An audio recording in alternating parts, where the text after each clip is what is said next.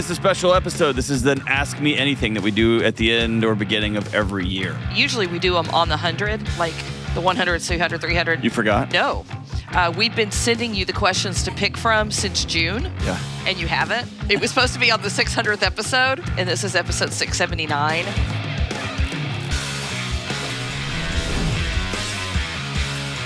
What up? What's going on? This is John with the Dr. John Delony Show. I'm so glad that you're with us. I'm so grateful. Every single one of you. Mowing, vacuuming, just sitting under the covers, trying to ignore your family during the holidays or the new year. When is this coming out, Kelly?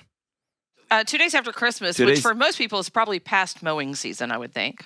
For most people. Yeah, but if you're like me, you can hide on the mower, dude. You can just be like, got to mow. This is when you can hide and mow up all your leaves. You're not doing anything. Or you can snow blow.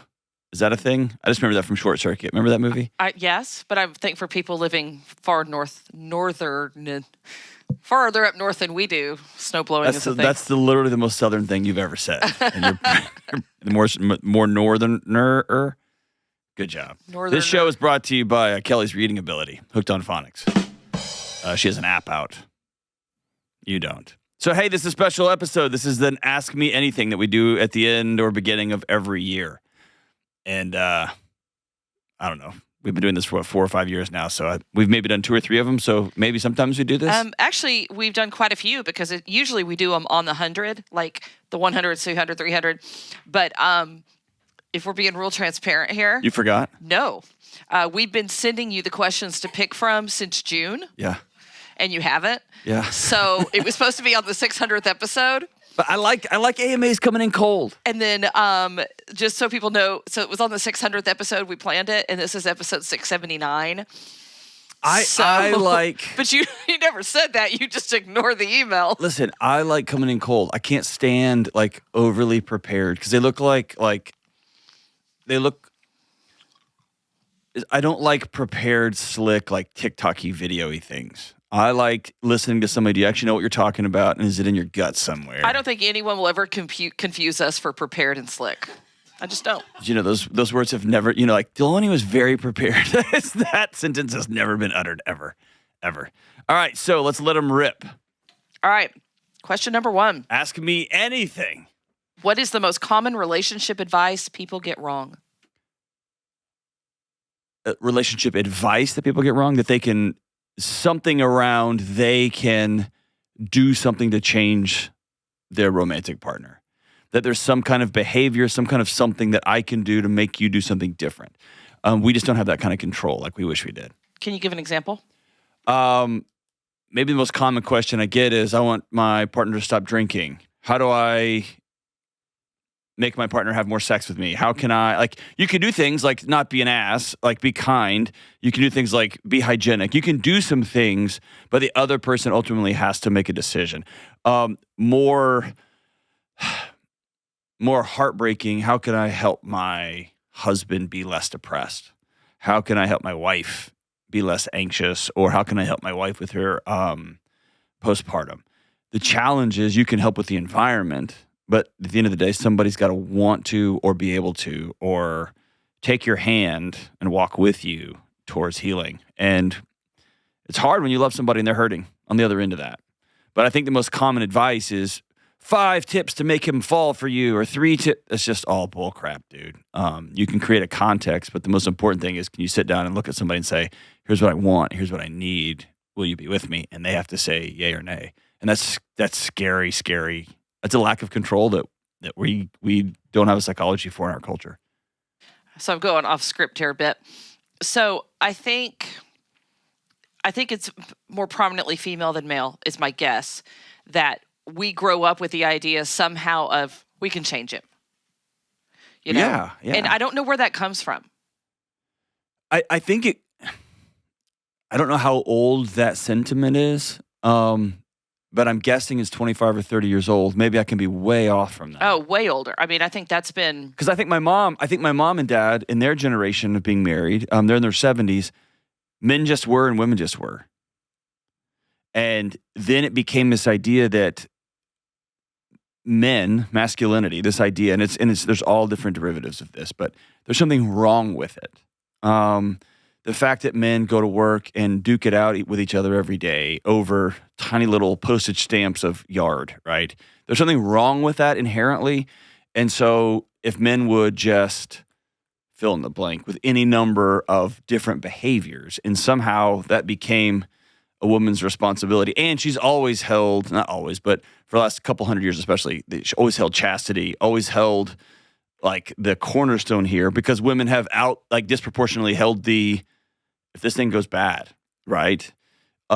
You have to remain chaste 200 years ago because getting pregnant could kill you, right?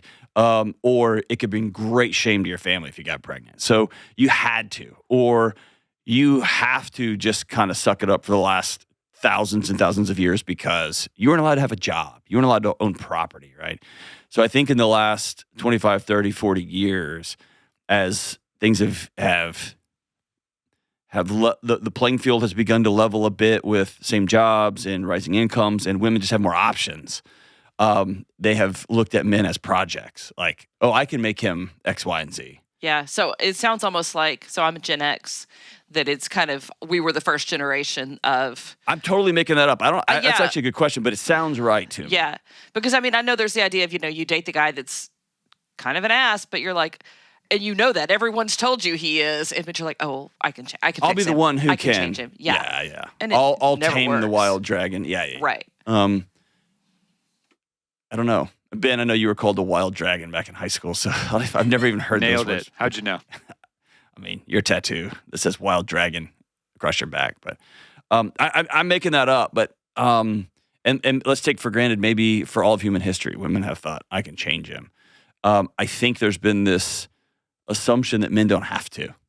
I don't have to change. I can just be the way I am, however I want to, whenever I want to. And that's just not the case anymore, because women can leave. They've got other options. And so maybe that's it. All right, question 2. Does that ring true? Oh, I think so, because I think so I'm thinking back to, because I'm a huge history buff, especially like 14th, 15th century history. And when women, we didn't have the rights, we couldn't divorce or leave. But I know that, there was a way that women would manipulate situations. You deal with the power you have. That's right. Yeah. And so I think that that's probably gone through the centuries and, the decades as women had more power because it was the only way they had to control their environment. Right. And so, stay safe and not dead, right? Exactly. Yeah. And I have to figure out some way to get what I want because I don't have a say-so. And then all of a sudden when things were not completely level, but more level. And you could get a mortgage and a credit card. Right, exactly. You could get a bank account without having to get my husband's thoughts on it. That's when things went sideways in the Kelly Daniel household, but keep going. Anywho. But yeah, so then all of a sudden it was like, well, now I can fix him. And I can kind of have my life exactly as I want it. Right. And I want the bad guy, right? Bad boy. I want the bad boy, but I want him to be the bad guy in the world that I create. In my context. There you go. Within my guardrails that are okay. Yeah. And I think there's also something, and I may be out in left field here on this one, but this is probably not overly kind to my own sex either, but there's a whole idea that we can change him because we're so amazing. Like, he's going to want to be with us, so he'll change. Oh, gotcha. I think there's definitely some of that about I'm the one. I can do it. And I'm the one that can change it when no one else could.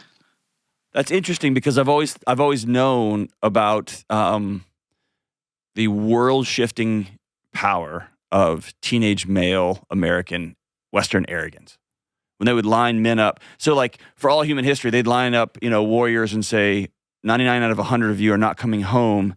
And there was a zen about it. There was whether it's Marcus Aurelius, whether it is the ancient Eastern, there was a zen, I'm going to give my life to a greater cause. This is my role.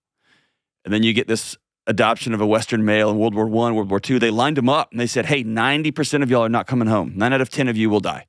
And they lined them up and looked to the left and looked to the right and was like, sucks to be that dude because I'm coming home. And there was this sense of this insane self-aggrandizement. Like I will beat the odds at every turn. And if enough people think that, weirdly, a lot of y'all beat the odds. But it never occurred to me that women do that too. Like, I'll change them. I could change them. Oh yeah, I'll I be the think one. that's. Do you agree, Taylor? Is that still a thing? I can do it. Yeah, I can be the one because either I'm so amazing, not even that, but just like I can do it all, all these other women who talk about what a horrible human he is, I got it. There's something in me, or he'll see something in me and he'll be like, oh, she's the one. I'll change so I can keep you're her. so worth it. I'm going to change for you. That's it. It's I'm so worth it. Huh. Look at me learning today on the John Delony Show. That's awesome. All right, question 2. When should you delete pictures of your ex-significant other? Oh, geez. This is a question that's like beyond me because I didn't grow up in this world. I've still got I remember my wife hilariously made, back in the day, you just had stacks of photos that you would get developed. My wife one time, we were probably 3 or 4 years in, she made it. It's hilarious. And I still have it. I mean, it's somewhere in the Delony archive somewhere. But she made me a photo album of all, any ex photo that she found. And it was hilarious. From That's amazing. Middle school, high school, into college, she made this thing, and it was funny, and it was her kind of being like, I won. But also she's like, well, she was really pretty. And so it made for a hilarious interaction, but I don't know. I'm sure there's pictures in our house somewhere in an old photo album of my wife's boyfriend. I don't know. I could care less. I know the game has shifted dramatically to all this is public facing, and there's these public declarations. What was it that, who's that country artist that's kind of a big deal right now? Zach something. Zach Bryan? Yeah, whose girlfriend said she found out that she got dumped on Instagram, on an Instagram post. Or that's just a world that's foreign to me. So I guess here's the what I would say is the magic answer. Talk to each other. And I could give 7 boxes of farts if the photos of my wife's ex-boyfriends are somewhere in a photo album. If they're on a frame on the wall, that's weird, right? So maybe social media, that's what that is now, right? That's the frame on the wall. So yeah, I would take them down pretty quick. But in terms of I don't know that you go and scrub everything. I remember an important conversation with my wife one time, and this is several years ago. It's not a long time ago. But I said, hey, you've never asked about, X, Y, and Z, this person I dated or that person I dated or who I was dating during this period. And she said something that was really instructive. She said, I've never asked because I can't know. And I said, what do you mean you can't know? And she goes, I can't. I just don't want to go there. I love my life and I love our life together. And in my head, I'm thinking, we've been together over a quarter century.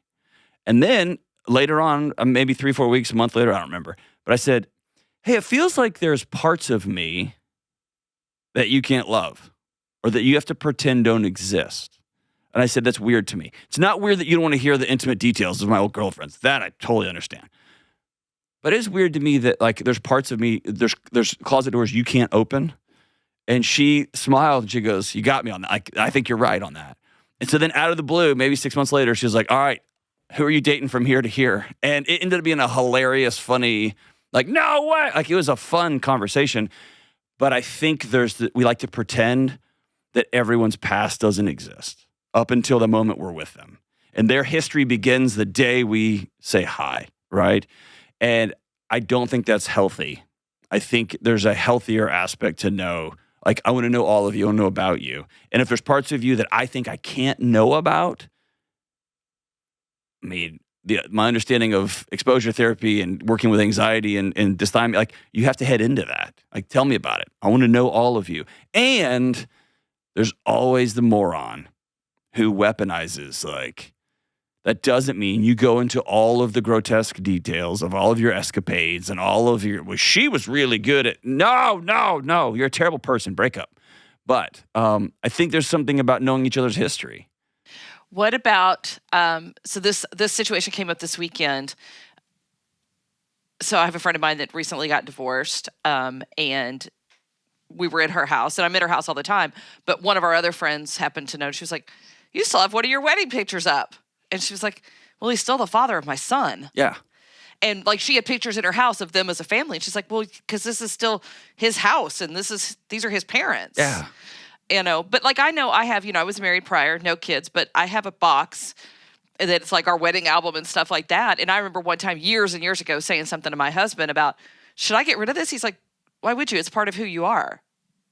And plus, like every 6 weeks or 7 weeks, like you get like half a bottle of red wine, and you're just like going through the box, and you're like, A, no, I don't drink. B, just no. And I think that'd be Nickelback weird if I playing. was doing that. But if like the idea that like he's like, I mean, it's just part of who you are. It's in a box in the attic, but it's like throwing it away doesn't make it not exist. And like my kids know I was married. And Yeah, so anybody who dates your friend knows she made a life with somebody. And it didn't work out. For whatever reason, it didn't work out. And so that's a part of whoever that person's going to date. So pretending that didn't happen is insane.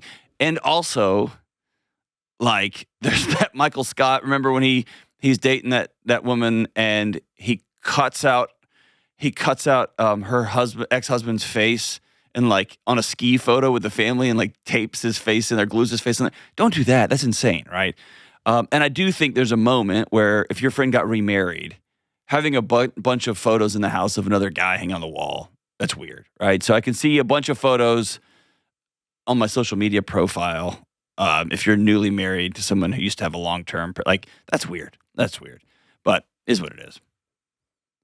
What about when your iPhone or Facebook account pulls up photos that you would rather not be seeing on your day-to-day life? Like if you have a painful breakup, then what do you do? Like not wanting things to be curated of Facebook saying like, remember this? And you're like, God, no, I'd rather not. I maybe I'm crazy. I think part of dealing with pain and part of dealing with trauma is metabolizing it, not avoiding it. And so I want to be able to get to a place. My wife thinks I'm part of, like, it's a pathology for me. I'm friends with almost all, not all of them, but almost all of my exes, even back to high school. Like if I hear from them or see them, I always remember Joy, and they may remember me like, no, we hate you. Like we don't like you, John. But like, I don't know. I always want to work through those things. There's very, very few people that when their picture comes up that I don't at least smile. Either I'm laughing at them or remember when, or that was a good time.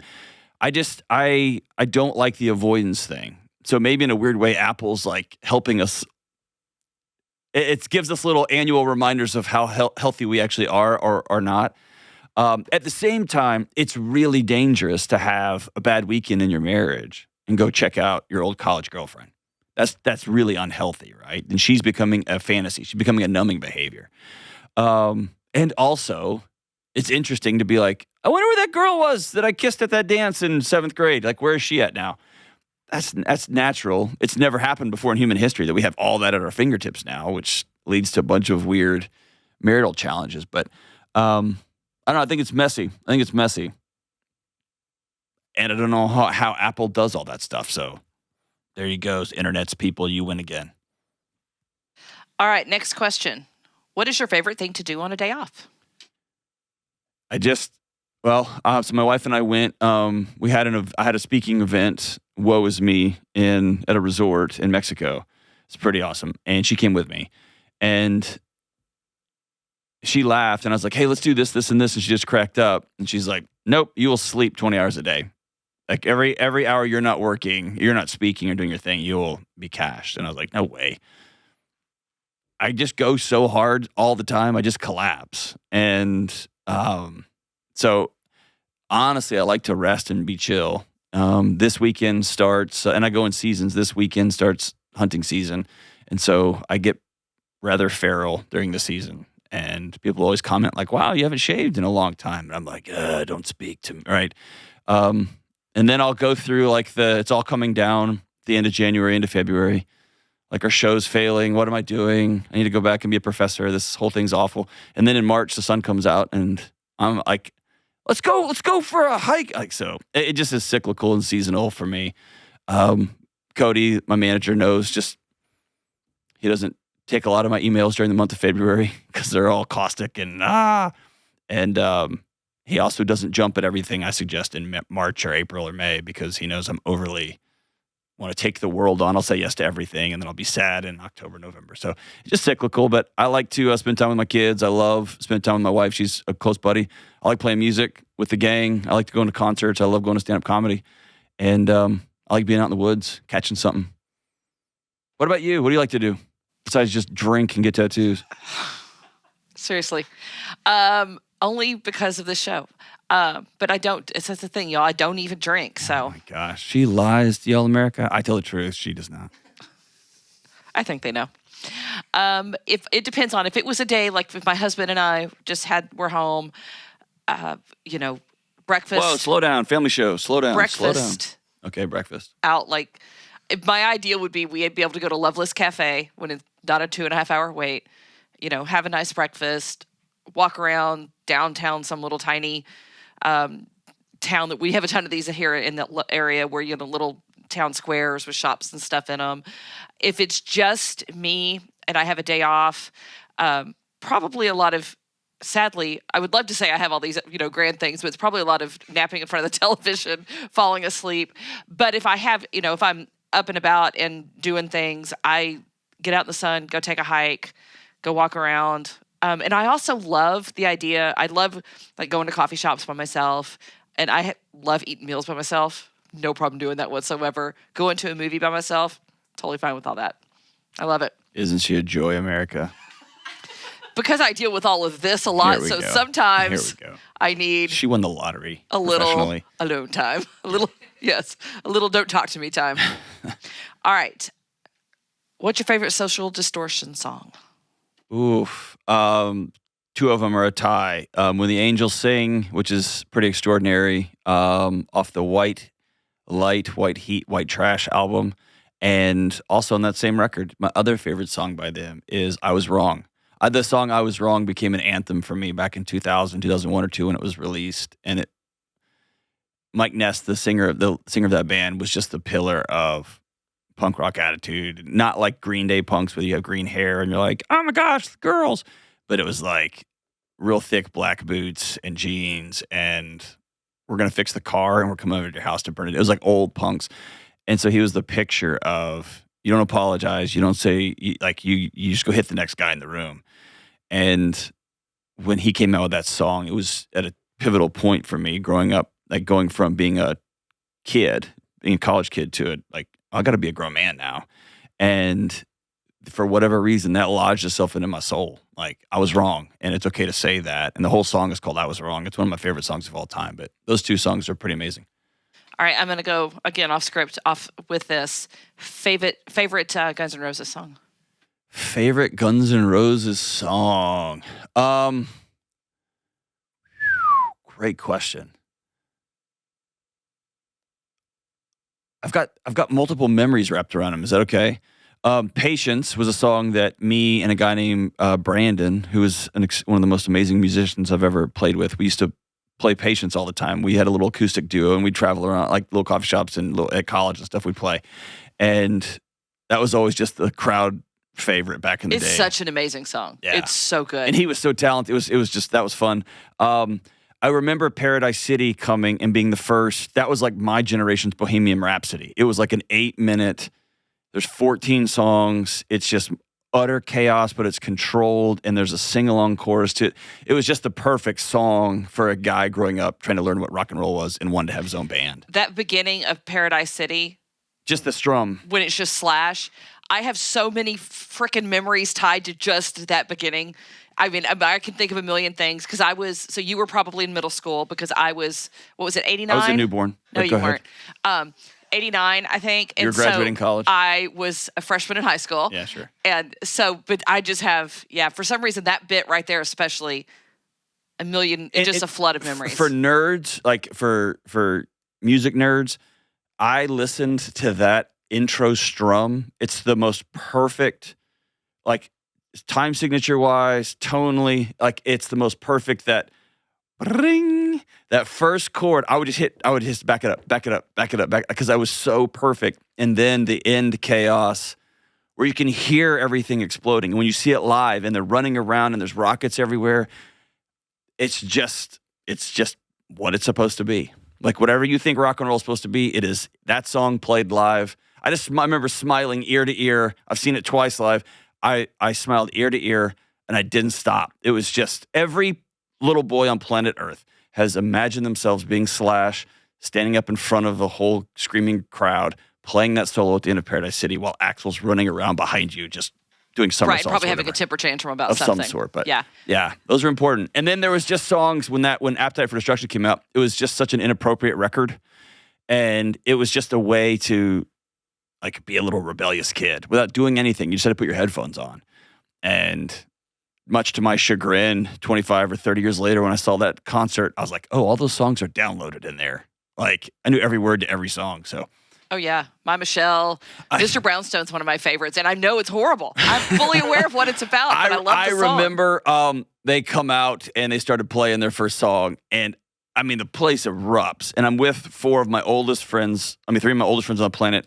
One of the mothers, one of my childhood second moms, she calls me. I live 8 hours away, and she said, I know this is crazy. And this is the mother of one of my oldest friends on the planet who's paraplegic now. She said, I did something crazy. I heard there's a Guns N' Roses show. I bought 4 tickets. Is there any way you could fly down? And the whole old gang go. And I was like, I will be there. And it was it was a fun, wild night. But 2 lines into the first song, I remember going, whoa, whoa, whoa, I have a daughter. I'm not singing this. What song was it? I don't want to say. Like, was it Rocket Queen or My Michelle? I just remember going, no, I have a daughter. We're not, this is, Mr. Rose, you're being rude and tacky. It's inappropriate. So I crossed my arms for that song. But then we got back into it. But yeah, I just remember being like, oh my gosh, no kid should have listened to this record. Well, that's pretty much all music from the 90s. I know. That I listened to in my car, and I'm like, oh, this is awful. I know. And then I turn it up. And, I know. Yeah. Yes. All right, last question on this one. Favorite Metallica song? Favorite Metallica song? My gosh, that's fantastic. Going all the way back, there's a song off their Kill 'Em All record called Whiplash that I remember being the fastest. I remember thinking I didn't know how human beings could play a song that fast, and it being electrified. Like, I remember being like, that's what I want to play that fast. And so I remember Whiplash, and gosh, I remember all those Ride the Lightning records, and I guess if I had to pick one, there's just, this is very unpopular to say, but it is very hard to beat Enter Sandman as one of the greatest, as the greatest metal song of all time. It really is. Yeah. It's perfect. It's perfect. It is perfect. If I have to pick one, like, to me, it's like Enter Sandman and then everything else. Yeah. Nothing else matters. For some reason, I love it. See, I remember being so upset with that song. Like, I wasn't allowed to listen to the record. Like, oh, you guys sold out. Because when they played One, it was about like a war veteran. They played Sanitariums about someone going crazy. So even their slower songs were about something caustic, right? But then just like James having a bad day, singing about it. Yeah, it's something in Hetfield's voice in that one that I love. There's something in his voice that I just love. It sounds like a person being seen naked for the first time. Like, this is me. And there's just that awkwardness to it. That's really, it's pretty rich, yeah. Yeah. But Enter Sandman is the perfect metal song. It's the best metal song ever written. It just is, except for Walk by Pantera. Oh my gosh. But if I'm being objective, Enter Sandman is the greatest metal song of all time. All right, so we'll be right back with more Ask Me Anything right after this. Christmas time is here. There's parties. There's buying last-minute gifts. There's being sad that nobody bought you anything. There's traveling, running around, all of it. And there's so much going on that we can forget to set aside time for what's truly important. And the good news is that Hallow is here to keep your spiritual priorities in check with you this holiday season. Hallow is the world's #1 prayer and meditation app. I use Hallow every single day. I love it. And right now, their Advent Pray 25 challenge called For God So Loved the World is in full effect. Plus, Hallow has great book studies led by Bear Grylls and Jonathan Rumi. They've got prayer guides, a Bible study on the book of Ephesians going on, kids' Advent programming, and more. And if that's not enough, you can join Hallow's 12 Days of Christmas music right now. Listen, this season can be an amazing time of chaos and an amazing time to encounter God's love and find the true joy of Christmas. And Hallow wants to help you experience all of this for 3 months for free when you sign up right now at hallow.com/Delony. This show is sponsored by BetterHelp. Hey, this time of year, most of us just want to stay in and get super cozy. My perfect cozy night at home is something that me and my family call bed pile. And that's when my whole family gets under some blankets around the fire, and we either read some books out loud like a bunch of nerds, or we watch a movie together. For a lot of people, though, it's hard to get cozy around the holidays because they're battling loneliness, they're battling grief, they're battling lost memories. If that's you, I want to encourage you to reach out to a therapist today. Therapy can be a safe place to settle in and work through scary, hard, and painful emotions and replenish your energy and take care of yourself. I recommend BetterHelp to help you find comfort during the chaos and stress that can be attached to the holidays. BetterHelp is 100% online therapy, and you can talk with your therapist when it works for your schedule. Just fill out a short online survey to get matched with a licensed therapist, and you can switch therapists at any time for no extra cost. Find comfort this holiday season with BetterHelp. Visit BetterHelp.com/Delony to get 10% off your first month. That's BetterHelp, HELP.com/Delony. All right, we're back. Asking me anything. We just talked music. So what are we talking about now? All right. Trauma has become a buzzword. We'll just jump right in. Yep. We'll talk about trauma. What is it really, and how do you recognize its effects? I guess as simply as I could put it is trauma is your body reenacting something in the present that happened to you in the past. And you can detect it when your body begins to try to protect you from something. That's probably the easiest way I could say that. Whether it's a hard conversation, whether it's fear, whether it's somebody, you feel somebody coming up behind you, it's just your body trying to take care of you in some shape, form, or fashion. It's probably, you know what, that's not a good answer. Here's a better answer. Trauma is when you have a memory of an event, a thing, a person, a situation, and your body goes into fight or flight in the present right now. It jumps to protect you right now. Other things are just actually scary, right? Walking in a dark alley doesn't mean you had trauma. It just means you're in a dark alley and someone might hatchet murder you as they would in one of your podcasts. Or in Nate Dogg's dreams. Wild dreams there. But yeah, trauma is when you have a memory of a person, a place, or thing, an event, and or situation, and your body gets flooded. It just tries to protect you. And heart rate, numbing devices, sweaty, like there's any number of things. Crying, tearful, anything. All right. This one says, I want to journal and be vulnerable, but I worried that someone will read it. How do I get past that? I mean, my honest answer is find somebody you can read it to. Go straight through that fear. Like write it down and sit down with somebody and say, I've got to tell you something bananas. I remember someone who I love dearly, not my wife, someone I love dearly was really struggling with some intrusive thoughts postpartum and had just convinced herself that if somebody knew the thoughts she was having, these images, that they were going to take her kid. And so it was like, all right, let him rip, tell me. And you just watch this, like I just remember her physiology changing in front of me because she'd been holding it so tight. And I said, you need to go see somebody right away, which she did. But I think there was that initial, I'm not going to take your kid. You're an extraordinary mom and you love your kid. What's going on in your head and in your heart? And then she went and told her OBGYN, who was amazing too. So and could actually do something about it. I couldn't do anything about it other than just be there. But I'll leave it at that. All right. How do you feel about your impact on other people's lives?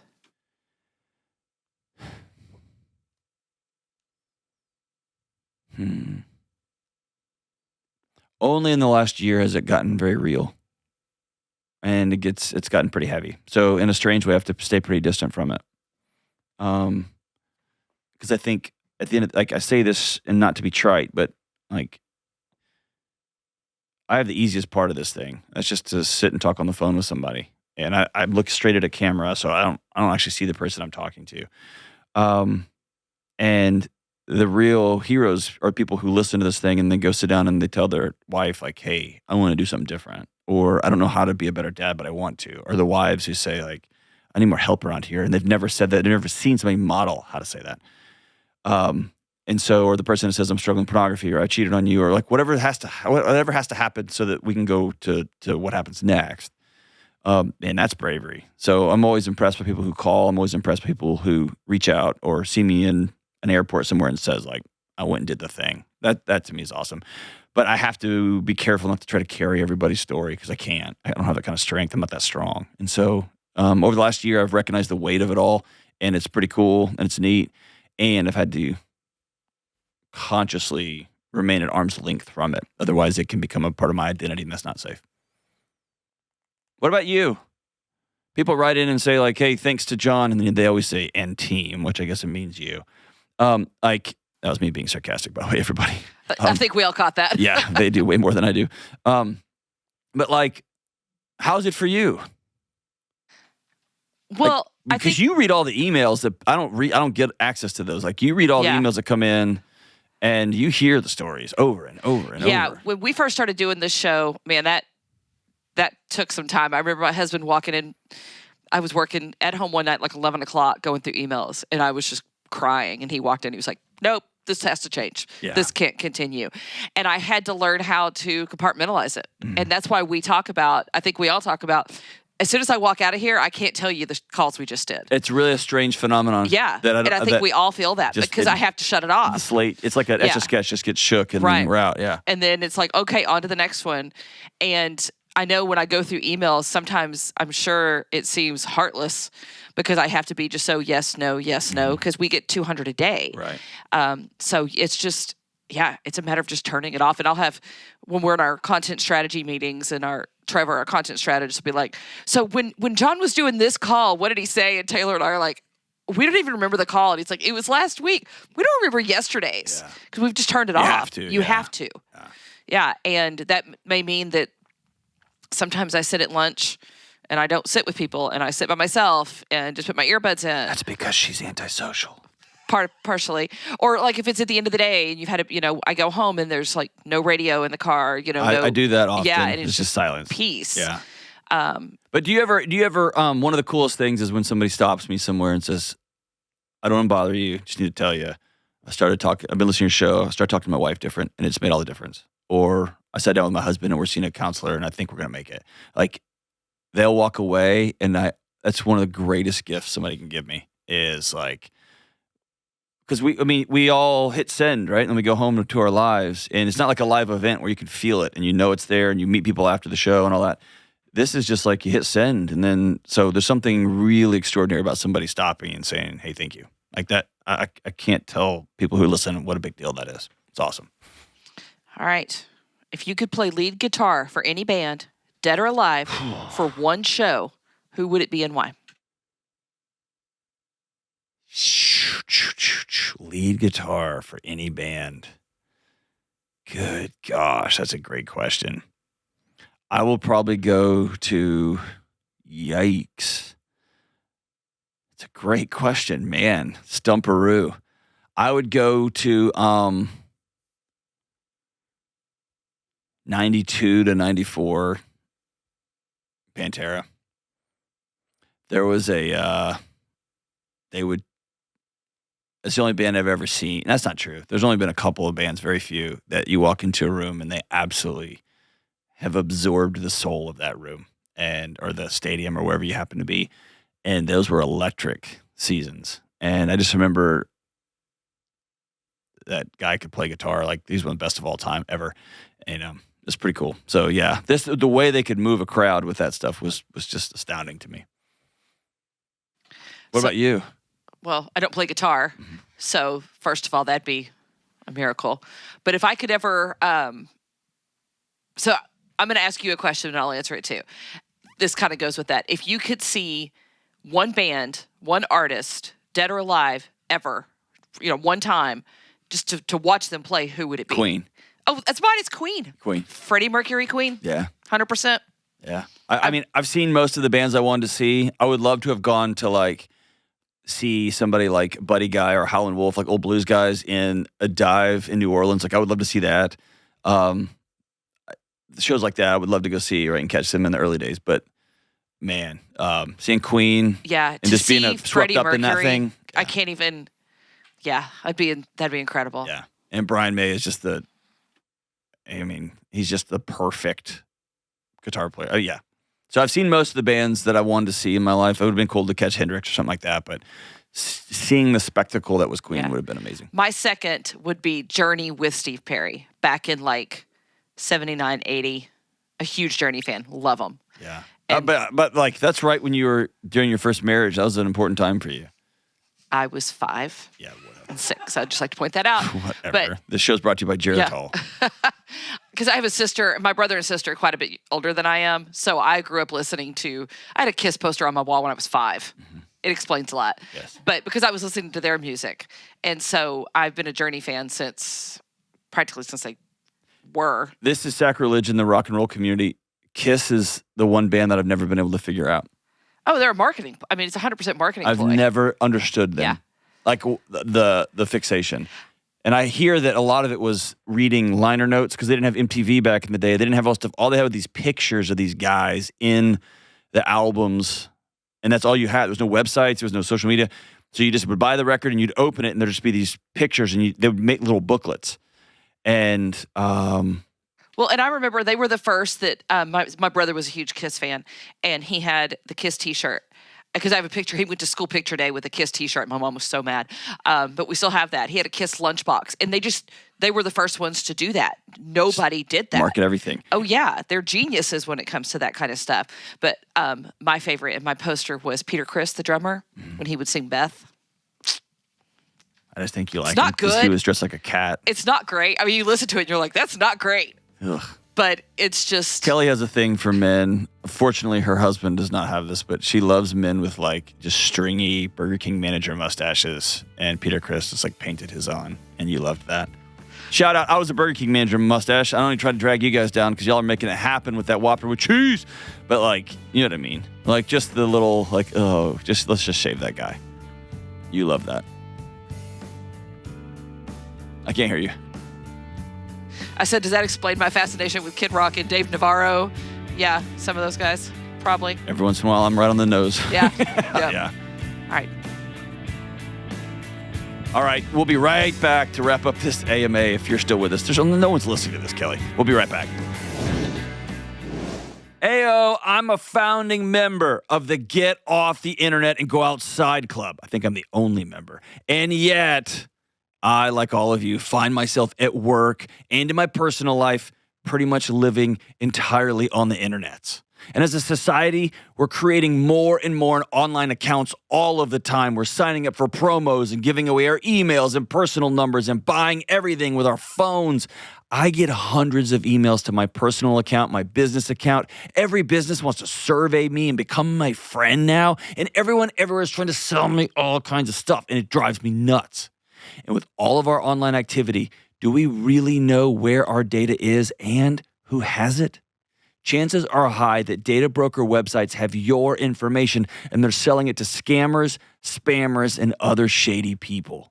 But when you use Delete Me will find and remove your data from hundreds of sites, and they will send reports to you throughout the year to show you exactly what they've removed and from where. As of now, I'm getting fewer and fewer of those spammy texts and phone calls, which allow me to let my guard down just a little and feel some peace on the internet. This holiday season, share the peace by giving a Delete Me subscription to someone you love. Individual Delete Me plans start as low as $9 a month.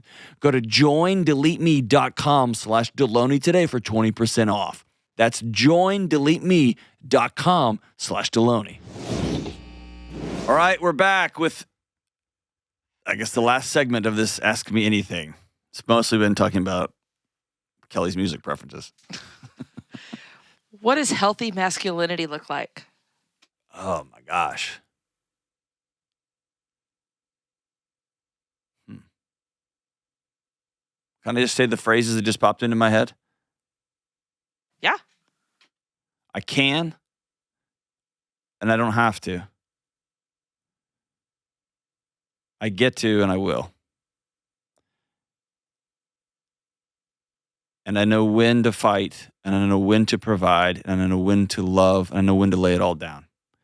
And masculinity is knowing win. Can you give me an example of the I get to, all of those? We've never really talked about it on this show. We're going to lose some listeners on this one. That's okay. I spent Like years. you said, no one's listening anymore. I spent years learning mixed martial arts, so I never have to fight anybody. I can, and I won't. I just will walk away. And I grew up. My dad was a homicide detective. I grew up around guns, and I know how to handle guns, so that I never get some fantasy about using them. Right. I know how to go out and hunt a deer and from start to have it in the freezer and then cook it, right? I know how to do that. So, man, I really enjoy a hamburger and cheeseburger, right? And so I think there's this idea that you do all these things so that you can exert your will on the world. That's such a lame way to live. It's an exhaustive way to live. But also equally exhaustive is this new world where men are happy about the things they don't know how to do. I don't know how to do that. I would never want to do. And that's insane too, right? That's just a little sliver of history. So I think this idea that I can, and because I can, I don't have to, is I think Jordan Peterson says, becoming terrifying so that I can be as gentle as possible. Because if you don't have that power and that strength that you can draw upon, if I didn't know I couldn't go get my family food if I needed to, then I'd become an anxious mess. You follow every political trend and you outsource every decision, everything, to everybody else, and you never have peace. And in the book, I don't want to talk about it, by Terry Real, it's one of the top 5 books of my lifetime, but he talks about going to meet a warring tribal chief, I think in Africa, and he noticed that they were overly like affectionate with their sons, holding hands with their sons, hugging their sons, kissing their sons all the time. And he asked about the interplay between this war tribe and this affection. Like, which one is it? And the chief said something along the lines of, it's both and. It's the mark of a true man is knowing when to do which. And I that always sat with me. Like, that's it, right? I can, so I don't have to. And that to me is it. Love that.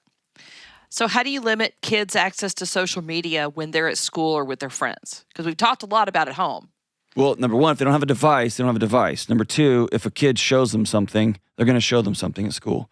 I mean, you play as much defense as you can, but you got to send your kids out into the world, which means you can't play defense by prevention and have no conversation. You got to talk about it.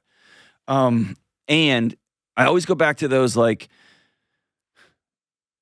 it's the investment in relationships so that when they see something that they can't process, like some kid shows them a terrorist beheading video on some social media account, or they show them the first topless woman in their 6th grade, they show them that for the first time, or 4th grade or 3rd grade, and they don't have a psychology for what they just saw, other than it was terrifying, or it was awesome, or it was like kind of amazing, or like, I want to throw up, I can't sleep. It's the image stuck in my head.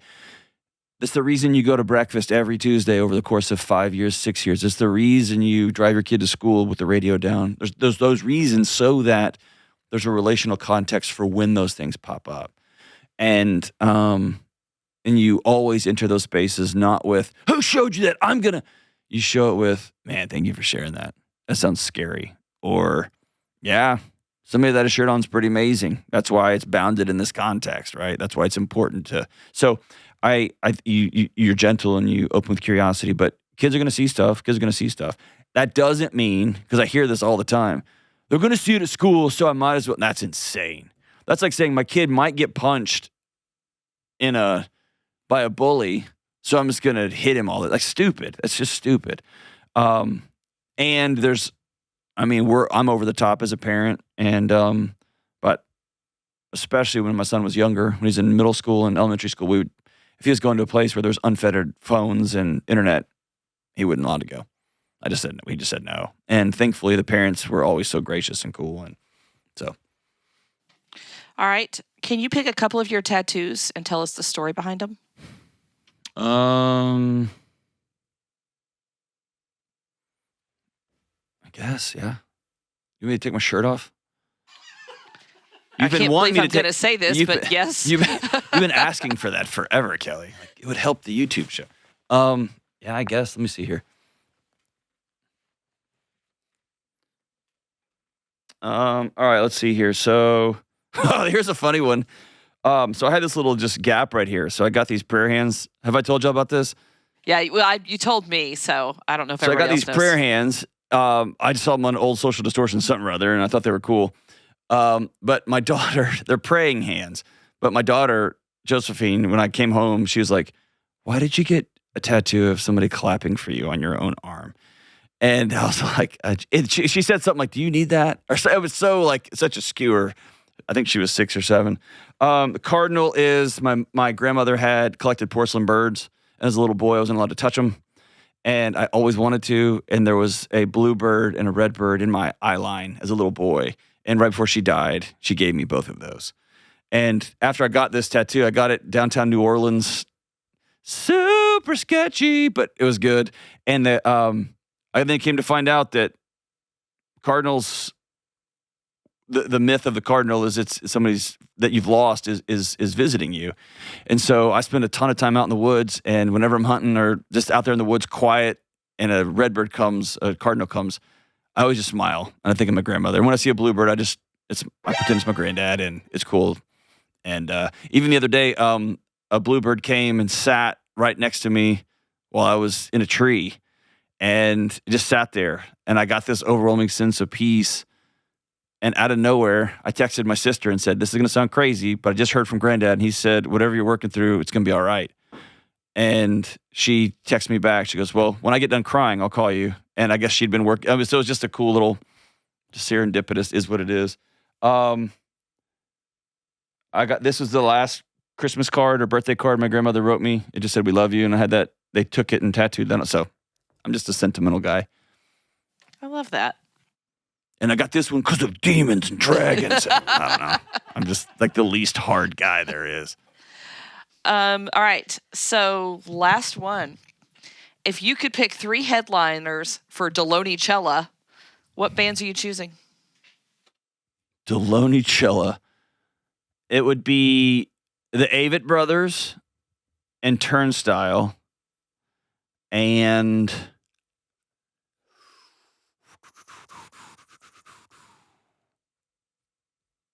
My Weekly Low. That's our Great band. choice. It's a great choice. Dumb button. No, I would not pick that band. I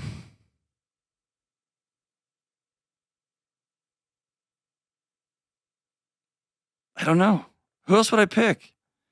I don't know. I can't tell you that. Pantera? I'm trying to think. Yeah, I mean, OG, if I could bring him back from, Right. like two of them like have you said, passed like away. 92, Pantera.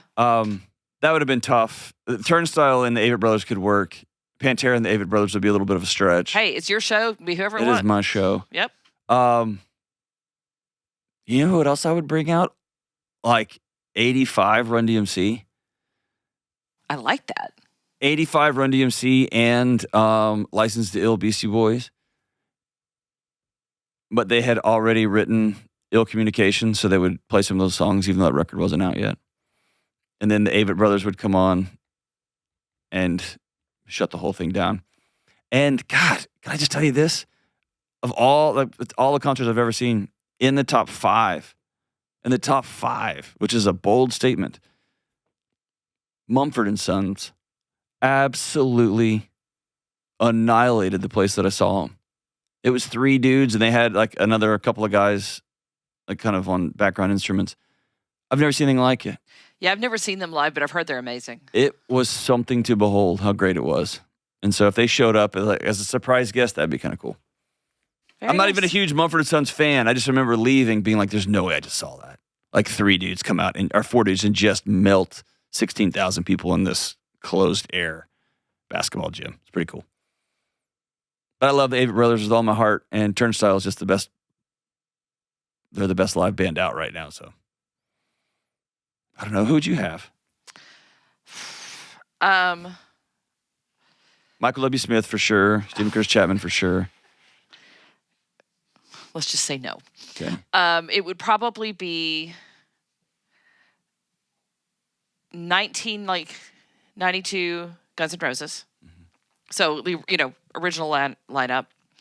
So you'd have to go to church before and then after. Yeah. Actually, because '92 was the last time I saw them. So good. I saw them and Metallica same day at a festival. It's amazing. Anyway, Teddy Swims, and this is a random concert. Yeah, there's lots of fistfights in the parking lot already. Yeah, and then I'm gonna make it even worse. George Strait. George Strait. Yeah, in my top 10. Yeah, just the amount of just the catalog alone Yeah. of George Strait. So it's a very And then, concert right there. I just remember Chris Stapleton walked out at the Ryman and just started playing this one song. I've never heard an audience that quiet. It was like we were witnessing something very spiritual. One of my best concerts ever was Stapleton at the Ryman just a few years ago. It's unbelievable. Yeah, I had the chance to see him again at the big stadium here, and I was like, I'm good. I've seen him at the Ryman. I'm good. There's no way a human has that much talent and that much kindness. Like everyone talks about him in town, like he's the kind. If people would talk about me 1/4 of how nicely they talk about him, like he is just the greatest human being. Anyway, yes. Okay, so Turnstile would open. Who did I say? David DMC. Brothers, Turnstile, Run and then DMC. you Run DMC, Beastie Boys. You know who else you would cheated come a out? little. Early 2000s, late 90s, Counting Crows. Back when they were in their heyday. Back when the brothers were still both in the band. Gosh, they were amazing. Yeah, I got to see them in concert in No, that's you're talking about Black Crows. Yes, I would love that. I want an All Birds concert. Counting Crows. I want the Counting Crows, Black Crows, and the Avett Brothers. That would be cool. There'd be lots of drugs at that show being used by you. Me, I'm sober, but she is not. Man. What's your favorite tattoo you have and why? No. I have none. Literally zero. God, you lie, and you lie, and you lie. The truth's going to come out. We're in the age of the internets. Your Wikipedia page.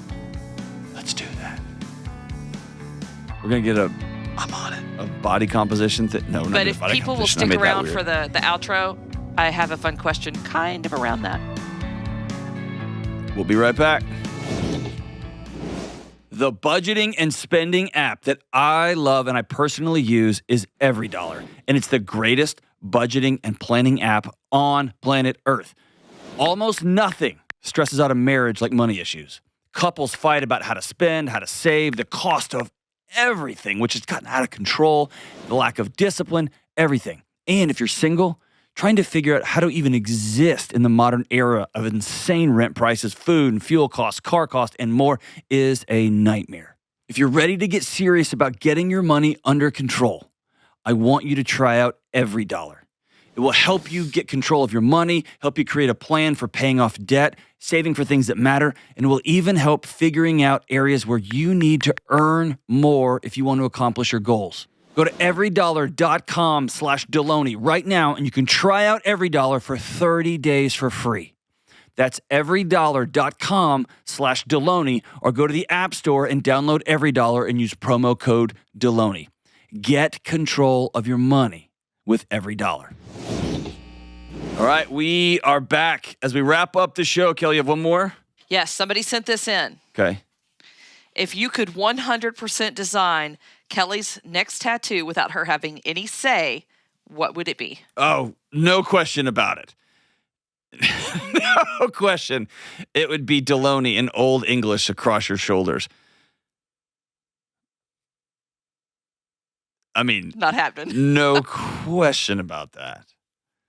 Like right now, you have those two middle finger tattoos on each shoulder blade, like where the wings would go if you had gotten you have those two giant middle fingers. I would go over the tops of the fingers with just the word Delony in Old English. It'd be so good. And when you were always wearing those wife beater, like those tank top things, it would look so rad. I thought I was done with my Old English phase. Oh, I'd bring it back for the Delony tattoo. Yeah, I would. Because when you used to run, you were associate producer of Dave Ramsey show forever, and you have like Ramsey in Old English, like in that circle right over the top of your belly Yeah, well, button. he pays me. That's true. I don't pay anything.